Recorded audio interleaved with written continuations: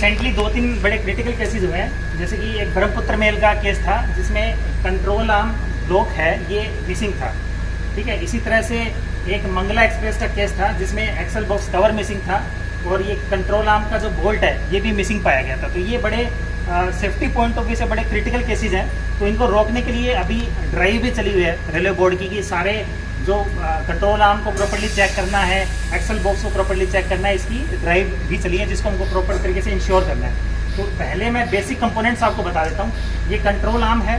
Control arm का जो basic function होता है वो होता है कि ये व्हील और बोगी फ्रेम, इसके बीच में जो ट्रैक्टिव और ब्रेकिंग एफर्ट का ट्रांसफर है वो कंट्रोल आर्म के थ्रू ही होता है। तो बड़ा इंपॉर्टेंट रोल प्ले करता है।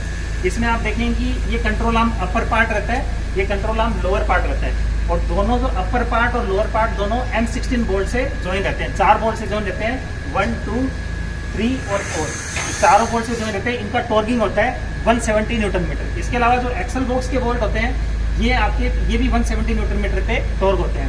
कंट्रोल आर्म का जो दूसरा पोर्शन होता है, ये कंट्रोल का दूसरा पोर्शन है, एक एक्सल बॉक्स पे आ गया। ये जो दूसरा पोर्शन रहता है इसमें ये हाउसिंग में ये बुश प्रेस रहता है, इसको बोलते हैं हम कंट्रोल आर्म पिवट बुश बोलते हैं, या इसको रबर जॉइंट भी कह सकते हैं। और ये जो कंट्रोल आर्म पिवट बुश है ये आपका बोगी फ्रेम से कनेक्टेड रहता है सपोर्ट ब्लॉक से, सपोर्ट ब्रैकेट से। ये M20 के बोल्ट्स रहते हैं जिनकी टॉर्किंग होती है 1, 2 और इस साइड में आप ये 2 रहते हैं, इनकी 265 न्यूटन मीटर की टॉर्किंग रहती है। ठीक है, इसके अलावा ये रबर जॉइंट हो गया, इसको हम हाफ राउंड पिन बोलते हैं।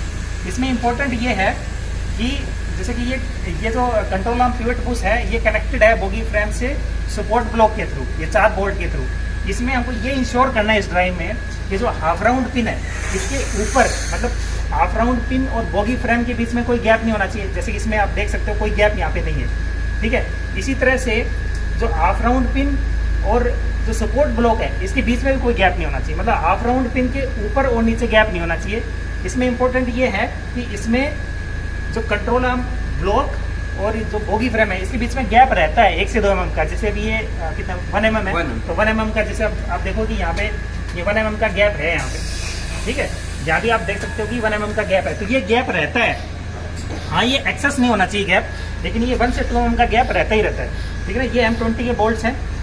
अब इसमें हमको चेक क्या करना है इस ड्राइव में, पहले तो देख लेते हैं ट्रिप शेड्यूल में क्या करना है। जो हर ट्रिप में जो D1 शेड्यूल जिसको बोलते हैं, इसमें हमको देखना है कि एक्सल बॉक्स के बोल्ट सारे इंटैक्ट होने चाहिए, कोई लूज नहीं होना चाहिए। लूज नहीं होने का पता कैसे लगेगा, जो रेड पेंट मार्क है ये अगर डिस्प्लेस हो गया इसका मतलब ये है कि आपका बोल्ट मूव कर गया।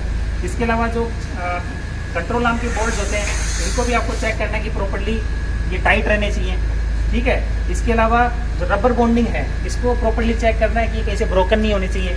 इसको आप लाइट पास करके देख सकते हो कि अगर लाइट पास हो रही है तो इसका मतलब इसमें कहीं ना कहीं से क्रैक है, वो आप देख सकते हो।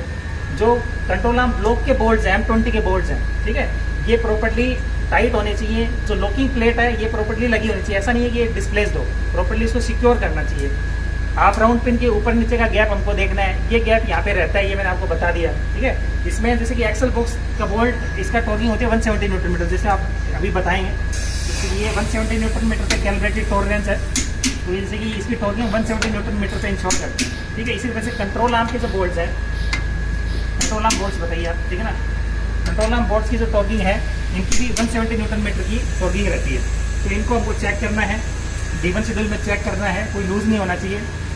इसके अलावा जो DT शेड्यूल होता है उसमें हम एक्सल बॉक्स कवर खोलते हैं, फोनिक व्हील का एक्सल बॉक्स कवर खोलते हैं और इसके साथ ही अर्थिंग इक्विपमेंट असेंबली वाला भी एक्सल बॉक्स कवर खोलते हैं। जैसे कि ये हमने खोला हुआ है, D2 शेड्यूल में एक कोर्स दिया हुआ है, तो इसमें जो फोनिक व्हील वाला जो एक्सल बॉक्स कवर है वो खोला है। इसमें भाटी जी हमारे SSC हैं, SSC मदार, वो आपको बताएंगे कि इसमें क्या कर रहे हैं।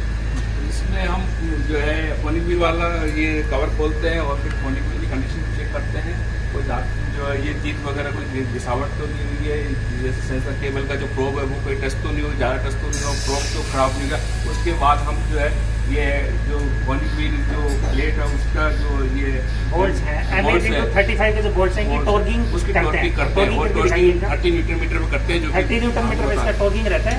30 न्यूटन पे टॉर्क करके हम इसको रेड बैंड से मार्क भी कर देते हैं ताकि बाद में अगर ये लूज हो जाए तो हमको पता लग जाए। ठीक है, इसी तरह से अब हम चलेंगे अर्थिंग इक्विपमेंट असेंबली वाले एक्सल बॉक्स पे भी चलेंगे।